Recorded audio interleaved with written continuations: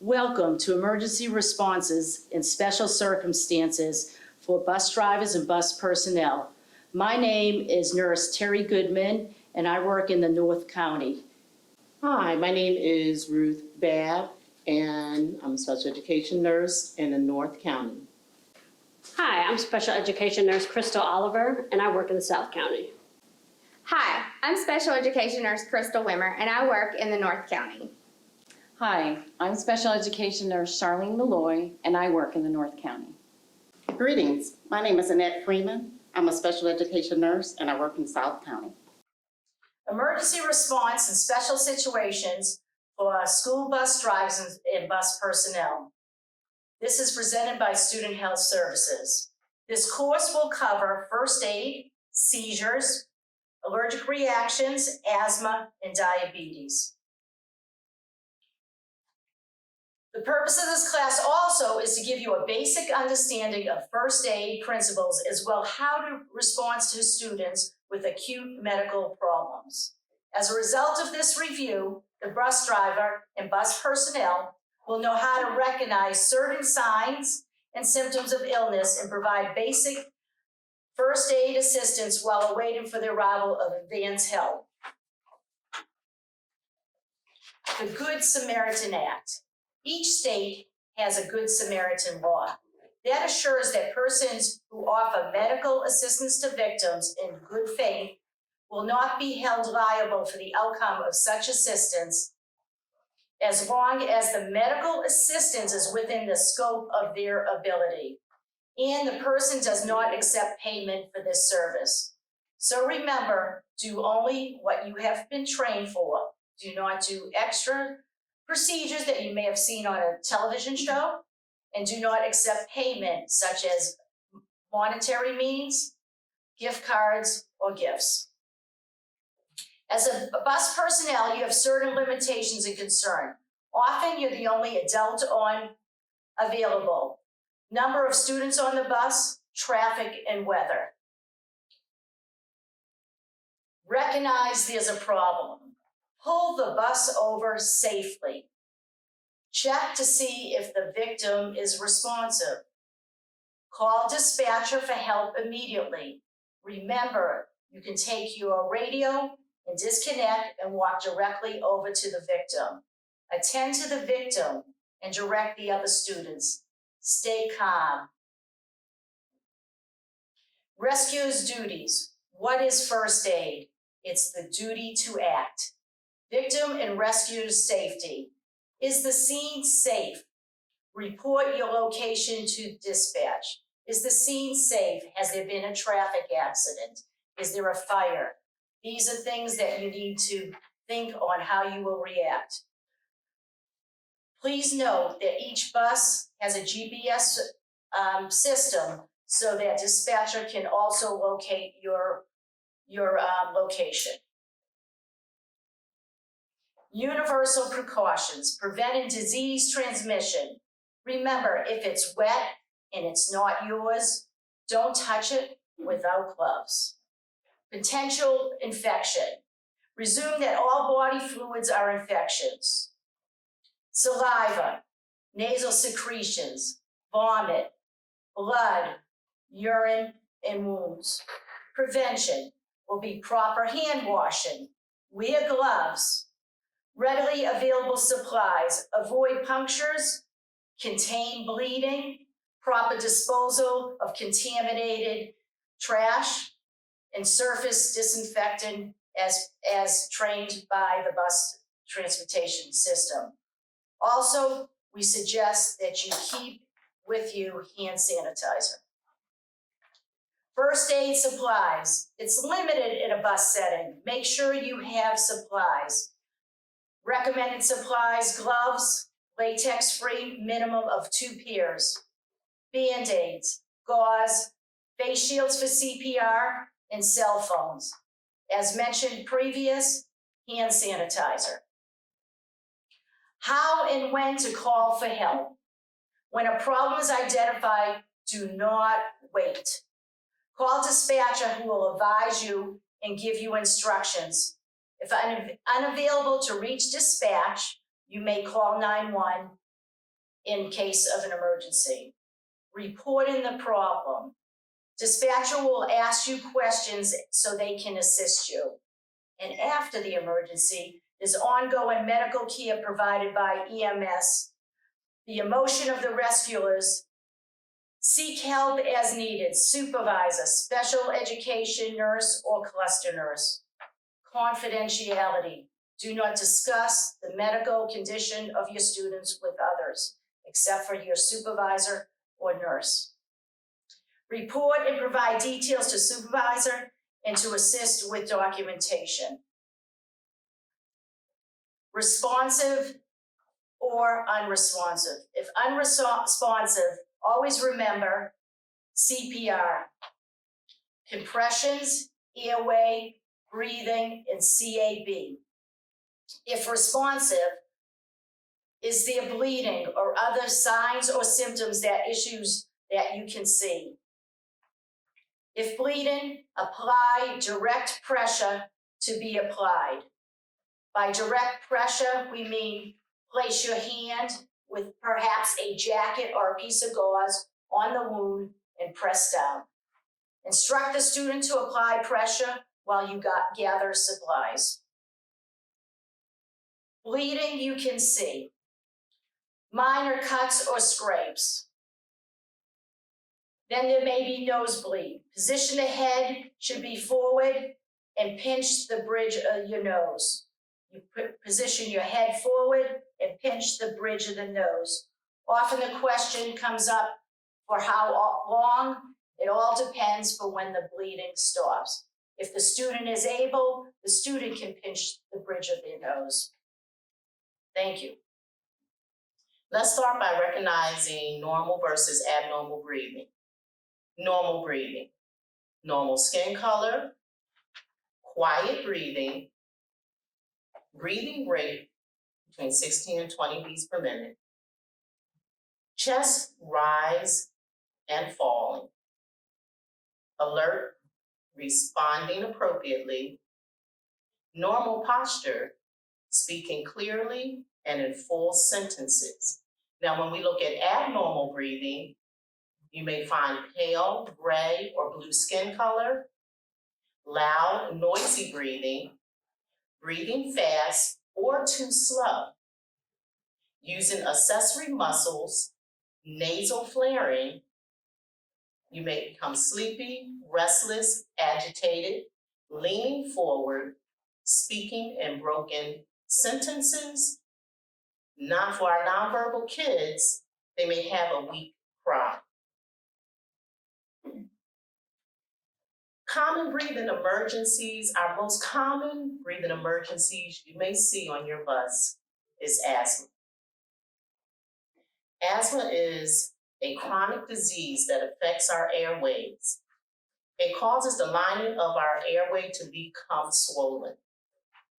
This swelling always causes sensitivity, and the lungs may react strongly to things that they're exposed to. These annoying factors are called triggers. Triggers that a student may see may be caused by the weather, common cold, infections, cigarette smoking, allergens such as pets or smog, exercising, or emotions. Some of your most common breathing emergencies that you may see on your bus, symptoms may include coughing, wheezing, difficulty breathing. Treatment will be the use of an inhaler, which you may find in the backpack of your student. Treatment will be an inhaler with a spacer, if they have one.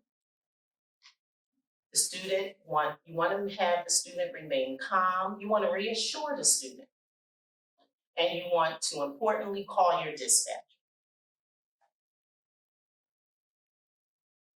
Now I'm going to demonstrate how to use this inhaler. This is a rescue inhaler that you may find in their backpack. It may have a spacer, it may not have a spacer. You want to shake the medication. If they do not have a spacer, you want to remove the cap. Have the student exhale. They will put it into their mouth and you will give a squirt and they will inhale the medication. Depending on the doctor's orders, it will tell you how many puffs to give of this rescue inhaler. Again, they will breathe out, you give a puff, and they will breathe in the medication and hold for 5 to 10 seconds. This is a demonstration without a spacer. This is a spacer. The spacer is an apparatus that is connected to the inhaler, such as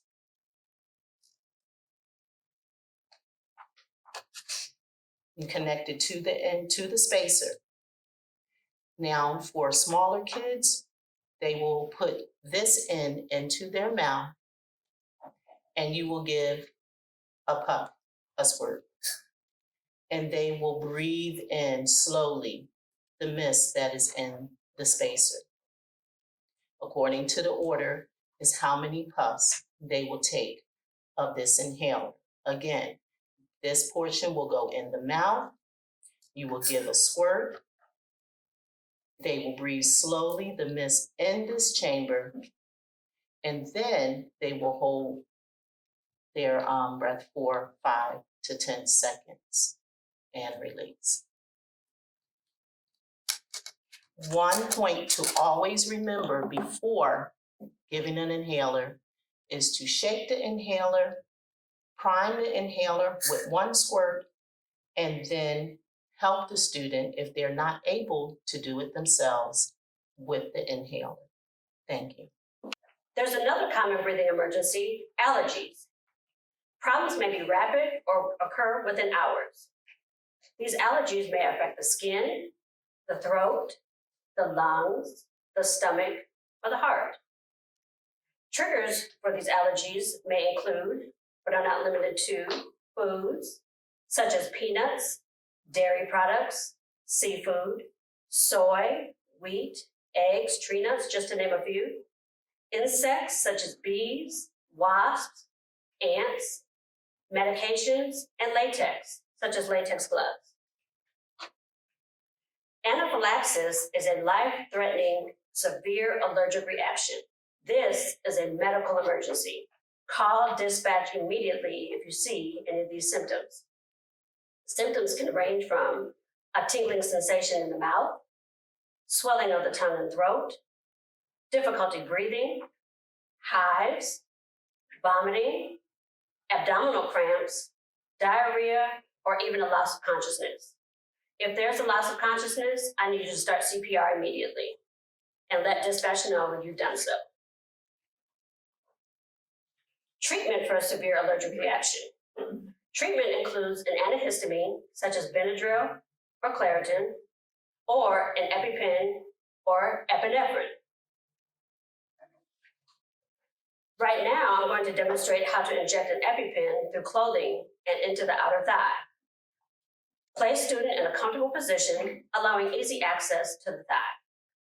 One way to remember how to give the EpiPen is the rhyme, blue to the sky and orange to the thigh. Once injected, you want to rub the injection site because the epinephrine can sting or burn as it is injected. Auvi-Q, another type of epinephrine injector, is also given for severe allergic reactions. However, Auvi-Q actually says the instructions as you go along. To give, you will remove the outer cap, then the safety cap. With Auvi-Q in hand, push firmly into the outer thigh, through the clothing, and hold for either 2 to 5 seconds, depending on the Auvi-Q dispensed. Now let's listen so you can hear it for yourself. This trainer contains no needle or drug. To inject, place black end against outer thigh, then press firmly and hold in place for 5 seconds. 5, 4, 3, 2, 1. Injection complete. Prevention. One great way to prevent anything from happening on your bus is a no food on the bus policy, with the exception of our diabetics, which may carry food for emergency use. What do you do if a student is having difficulty breathing, whether it's from allergies or asthma or any other condition? First thing is to stay calm. If their color changes, if you see a blue or gray type haze or color, or if the person is unconscious, call dispatch right away. Reassure the student. Let them know you're there. Let them know that you're not going to leave them and it's going to be okay. If the student can speak or respond, ask the student if they have an inhaler or an EpiPen. Ask if they know how to use it or if they need help. Always remember to err on the side of caution and call dispatch if you are unsure if your student is having a severe allergic reaction. Thank you. This is the EpiPen, or epinephrine. The medicine gets injected through the leg and can be injected through the clothing. To remember how to use the EpiPen, just remember blue to the sky, orange to the thigh. Also, if you get unsure, read the directions on the outside of the EpiPen. To use, you want to first remove the blue safety cap and place to the side. You want to place the student in a comfortable position, and then you want to hold the EpiPen firmly and firmly press on the outer thigh through the clothing and hold for 10 seconds. 1, 2, 3, 4, 5, 6, 7, 8, 9, 10. You can release it, the needle will be covered, place it to the side. Rub the area because the medicine being injected is very painful for the student. You can continue rubbing until help arrives or until the student is consoled. Another form of epinephrine injector is the IVQ.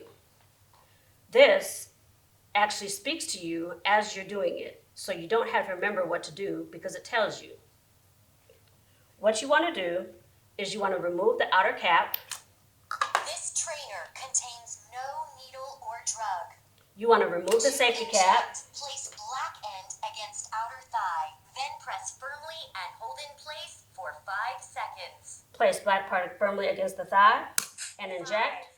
4, 3, 2, 1. Injection complete. Injection is complete. It actually tells you exactly what to do. And you want to, again, rub the area, console the student, let them know you're there, and stay very calm. Make sure dispatch has been notified whenever you give an EpiPen or IVQ. America in the 21st century is a picture of diversity. So too are our schools. Not only ethnic, economic, and intellectual diversity, but also physical and psychological diversity. Since the passage of the Americans with Disabilities Act in 1990, America's schools now do a better job than ever of educating all children. It is the right thing to do, yet it is not without challenges. Do you see anything there that... How do our educators learn about the variety of medical conditions before them? The Epilepsy Foundation has made this video to help you learn about seizures in school. I had a stroke in utero, which caused a brain injury. The brain injury caused my epilepsy. Next thing I know, eyes roll in the back of the head, and he just collapses in my arms, and he starts shaking. And in the fall, I hit my head on the granite and then on the hardwood floors. It was just scary. It was a moment of panic. What do I do? When would it happen? Where would it happen again? You worry about your kids, you know?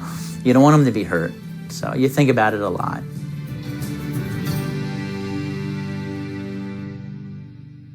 It's much more common than most people appreciate. Somewhere around 1 out of every 100 people in the United States has epilepsy right now. And somewhere between 3 and 5% of the population has had a seizure at some point in their lives. Some people call epilepsy or seizures a brainstorm, a storm in the brain. But what does that mean? Well, it means that this normal activity where the cells are signaling from one to the next, is basically doing it in an uncontrolled way. So it keeps going and going and going. Depending where in the brain that activity happens, your seizure looks different. It could be a repetitive thought. It could be a vision. It could be a smell. It can also be the classic thing that people tend to think of when they're thinking of seizures, and that's the tonic-clonic seizure, or what we used to call the grand mal. It can also be, on the other side of the coin, what we used to call petit mal, where all we're seeing is an absence of a person. They just go blank for a moment, stare off, maybe a little bit of movement. And so we have the huge range from the biggest, the strongest, the most worrisome for most people, the grand mal or the tonic-clonic, all the way down to a little bit of movement or simply staring. More than 300,000 students in the U.S. live with epilepsy.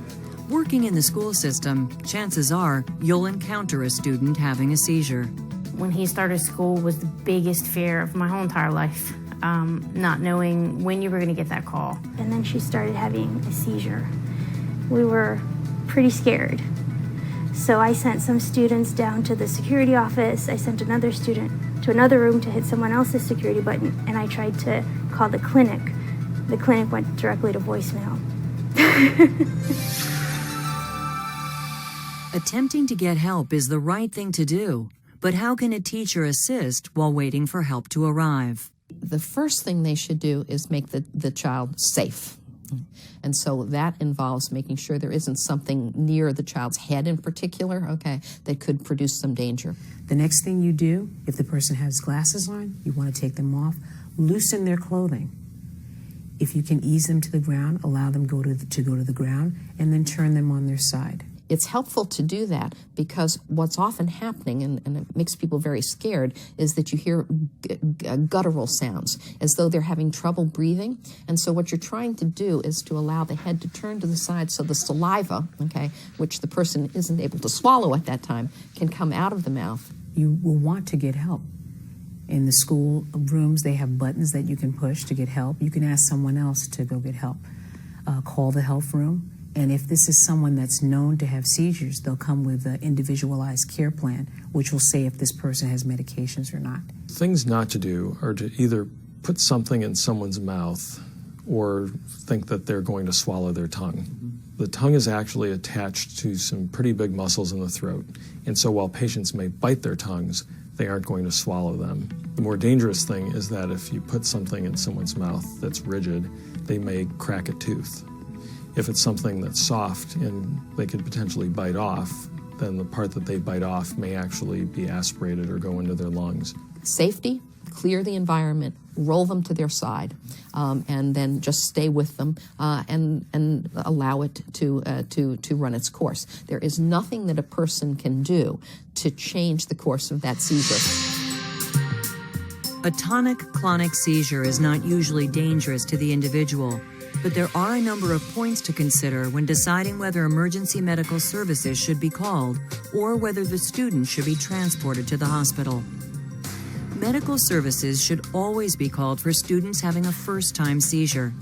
EMS should also be called under any of these conditions. The student is injured or has badly bumped his or her head. The seizure happened in water. The convulsive portion of the seizure lasts longer than 5 minutes. A second seizure begins shortly after the first concludes. The person does not regain consciousness within 5 to 10 minutes, or the person has diabetes or is pregnant. But if a student who is diagnosed with epilepsy has a brief seizure and has not injured him or herself, calling EMS may not be necessary.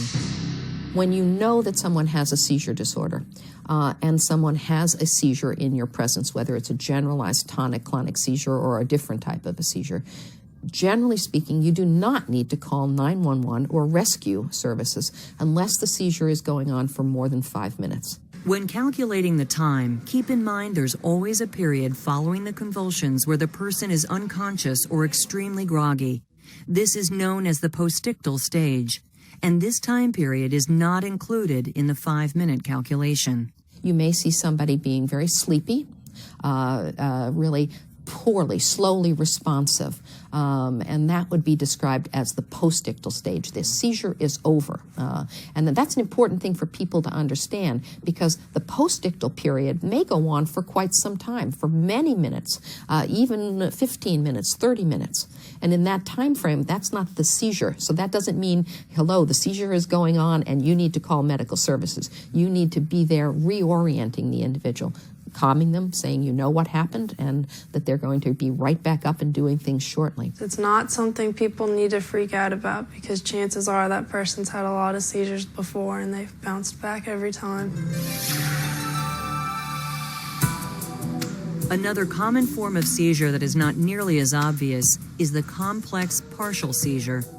Because only a small part of the brain is affected, a person may still be able to perform gross motor skills like walking or sitting upright, yet be totally unaware of his or her actions.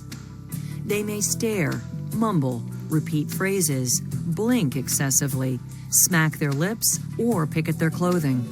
However, they will be totally unresponsive to instructions because their consciousness is severely impaired. Let's say somebody were speaking to me.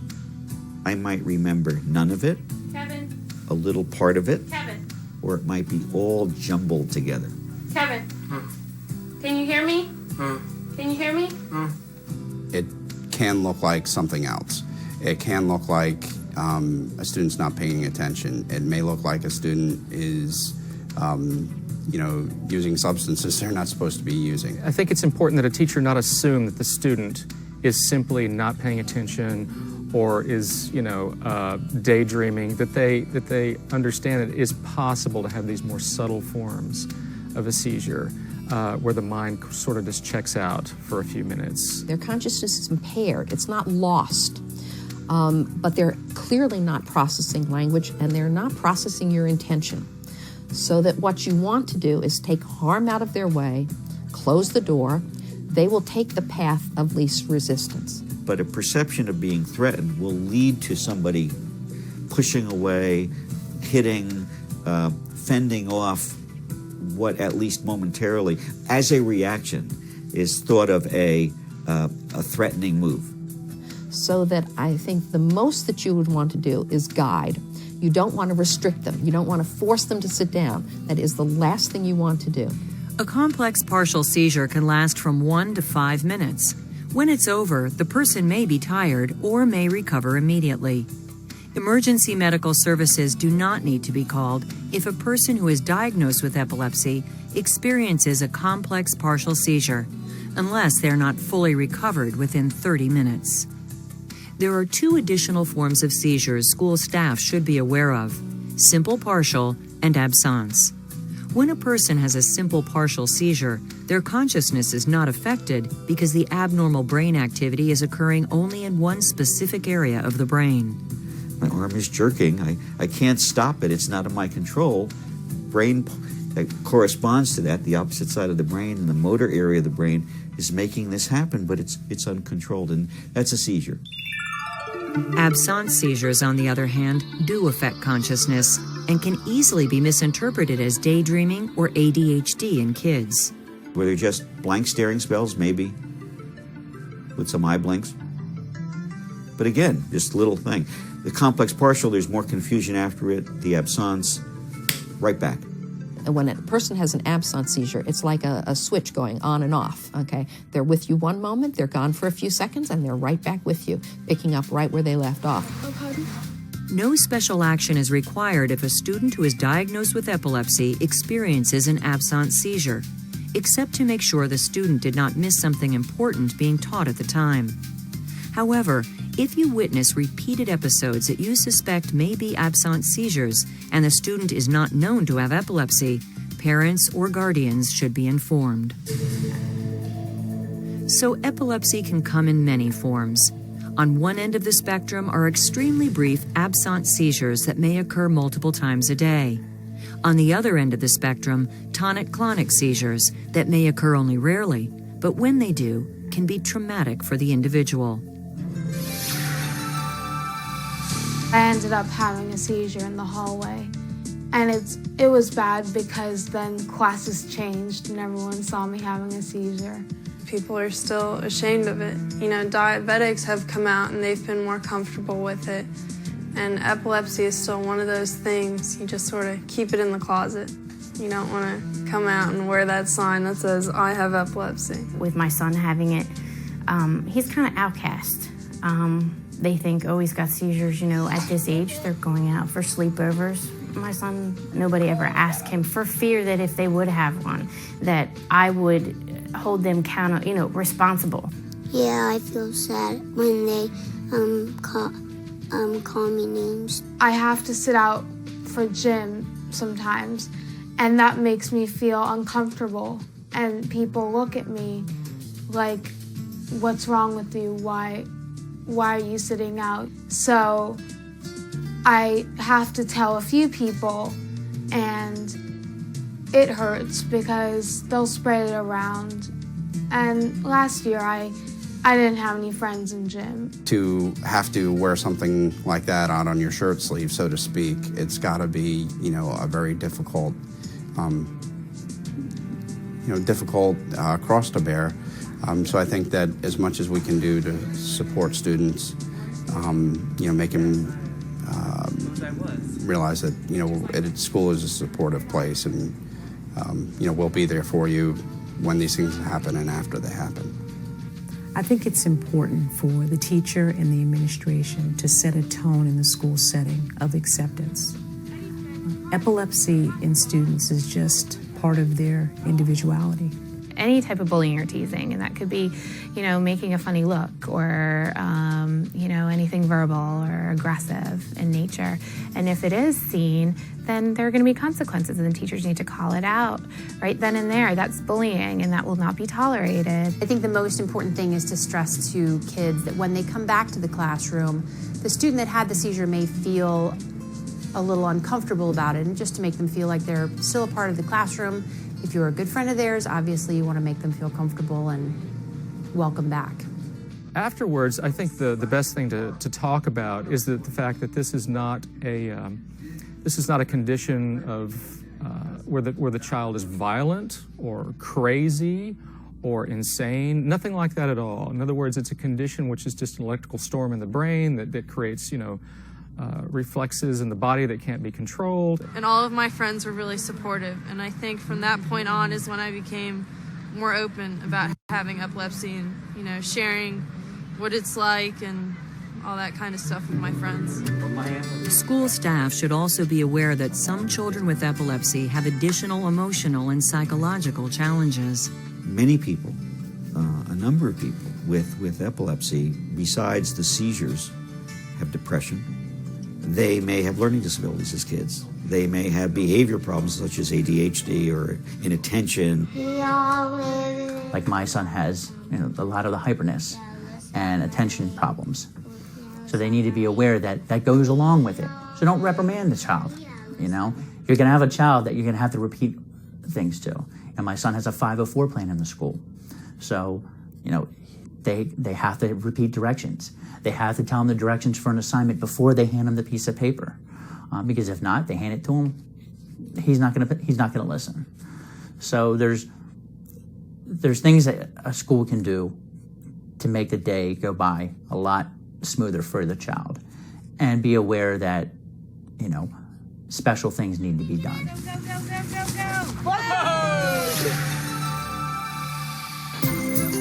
In many cases, however, students with epilepsy do not have learning disabilities, and a supportive school system can ensure that students with epilepsy thrive in every way that kids do. I think one of the things the school system has to help in, people's friends have to help in, families have to help create, is a situation that says 99.9% of the time your brain's fine. There's nothing wrong, okay? You can do anything you want to do.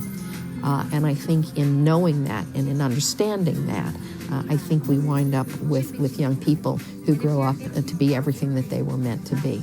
Children with epilepsy should be able to participate in most school activities. They should be able to go on field trips, they should be able to engage in extracurricular activities, and they certainly should be able to engage in sports. Sports are my way of Not necessarily fighting back, but not letting epilepsy set me back.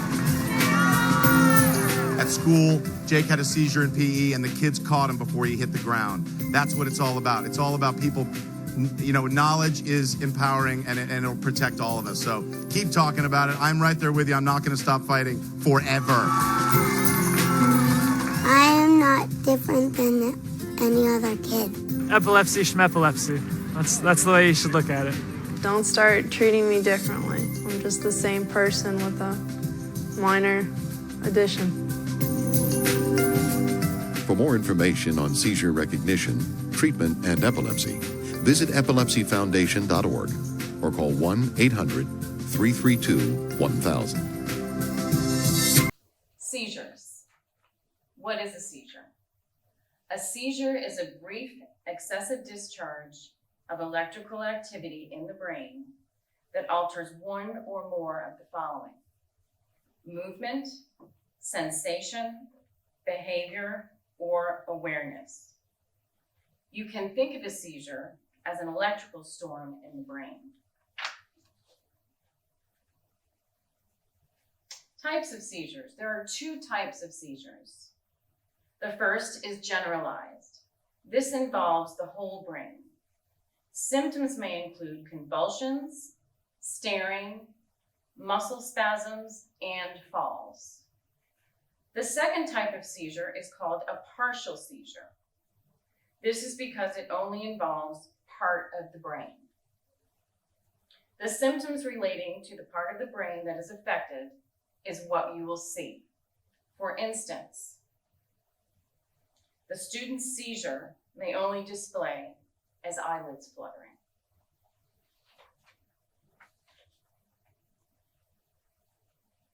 Seizure plans. All students who have an identified seizure disorder should have a seizure plan, which is provided to transportation. This plan will indicate what the student's seizures generally look like. It will also document the student's specific seizure plan that should be followed. Please become familiar with the students riding your bus who require a seizure management plan. Review the seizure plan in the event of a seizure emergency. First aid for seizures. No appropriate first aid. Number 1, protect the student. You may need to cushion their head from a hard surface or clear their environment of objects that present a danger or hazard. Time the seizure from start to finish. If the student's in a wheelchair, you can protect them by loosening the straps if necessary.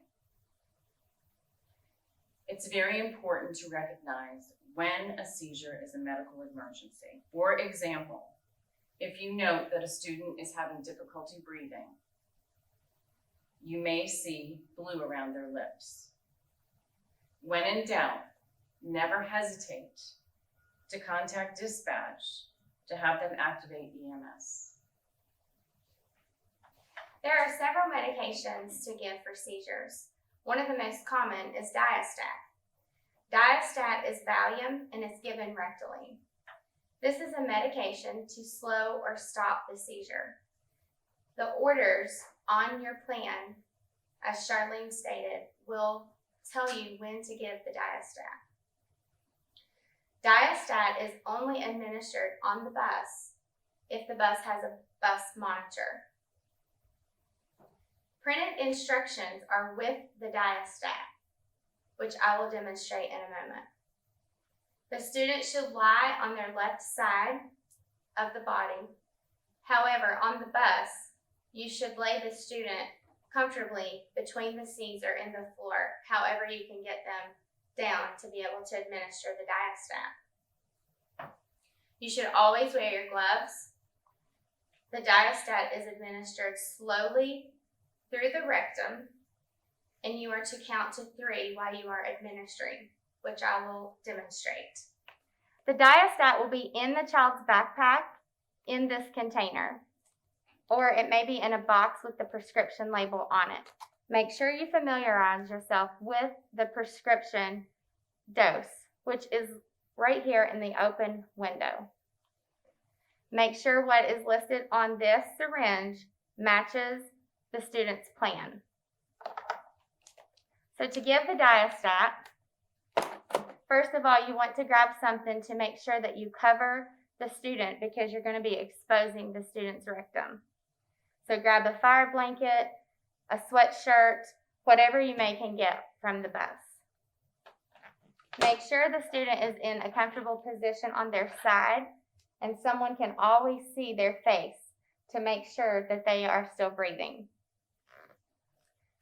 So you open up the prescription box. You may have one or two, just depends on if the parents have kept one for home. You take out your syringe. You also take out the instructions. And remember, it takes 2 people to give the diastat. You place on your gloves.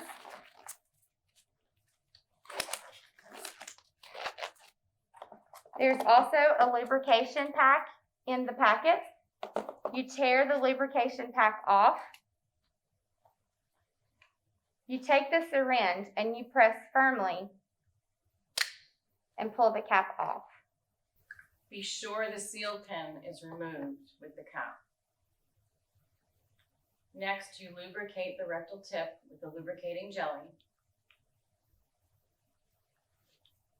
As Crystal stated, be certain the student is on their side facing you. Bend their upper leg forward to expose the rectum. Separate buttocks to expose the rectum. You'll gently insert the syringe tip into the rectum. Slowly counting to 3. 1, 2, 3. Then you will slowly count to 3 while gently pushing the plunger in until it stops. 1, 2, 3. Next, slowly count to 3 before removing the syringe from the rectum. 1, 2, 3. Slowly count to 3 while holding the buttocks together to prevent medication leakage. 1, 2, 3. You'll keep the person on the side facing you. And as always, note the time given and continue to observe. Vagal nerve stimulator.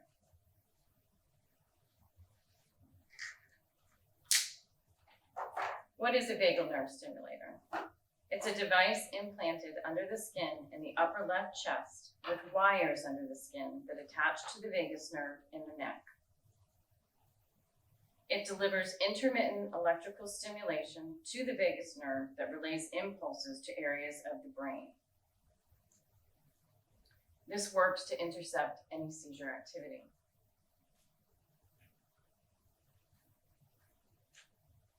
It is used when medications are not effective to control seizure activity. Using the magnet for the VNS. If a student is having a breakthrough seizure, a special magnet may be used. This will assist in preventing or reducing the severity of an oncoming seizure. It is generally used at the first sign of a seizure. Using it, you cannot hurt the child.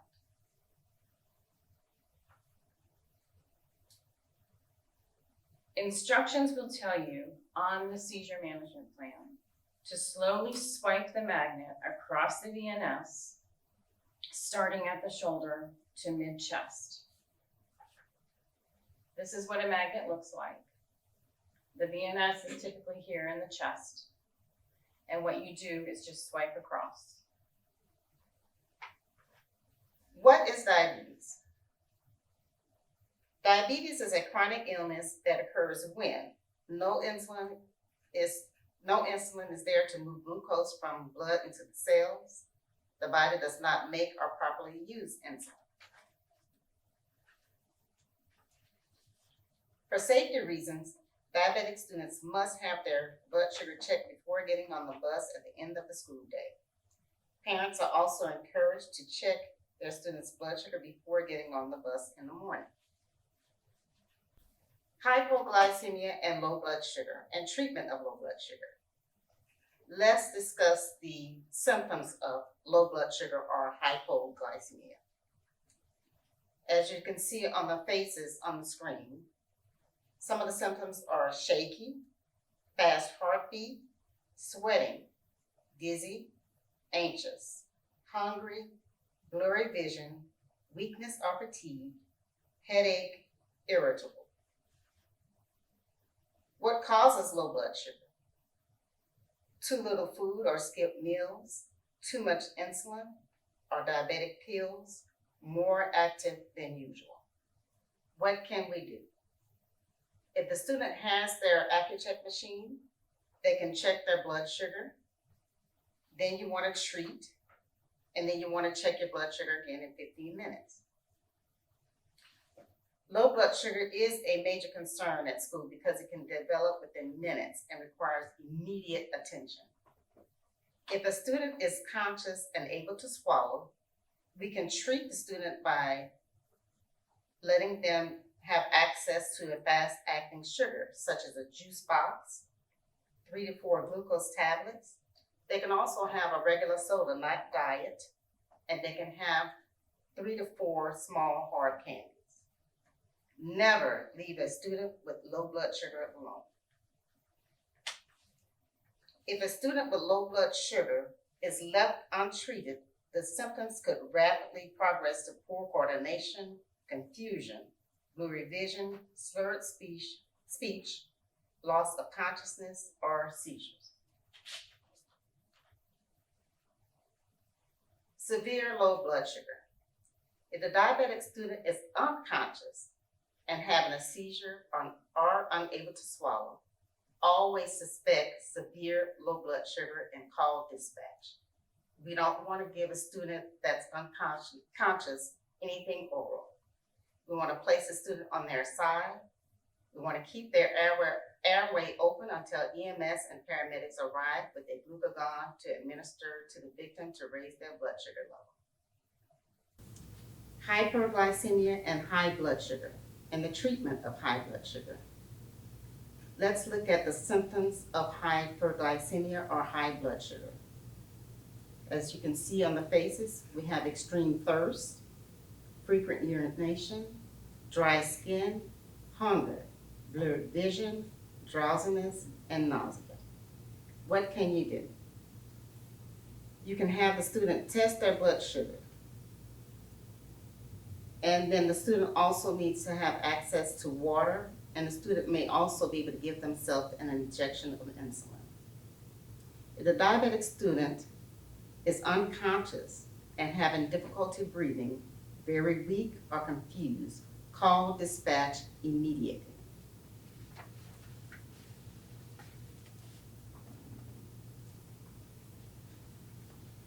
So with all of our students, we want you to be informed and be prepared. Anytime that we are dealing with medications or giving medications to students, we always want to check for expiration dates as well. Do not give students any medications that have expired. Again, be informed, be prepared. Bus drivers are an important part of the school team. Know which students have medical conditions. Keep a list which is available for you and also for subs. Talk to parents, talk to school staff, take CPR and first aid classes regularly. Conclusion. Many emergency situations will require more attention than can be given on the school bus. Consult the cluster nurse or special education nurse and/or transportation supervisor. If you have any questions concerning the necessary first aid, medical attention for specific students on the bus. Always err on the side of caution related to the care of the student or the victim. Call dispatch in an emergency.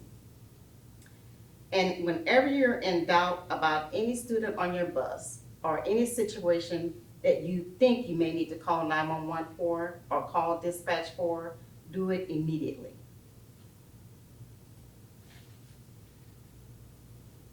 For any questions, we want to guide you to additional references and additional resources. American Diabetes Association, Epilepsy Foundation, American Heart Association, the Food Allergy Network, and the Office of Student Healthcare Services. And the number is 470-254-2177. Thank you for participating in our emergency response to special situation on the bus. Thank you.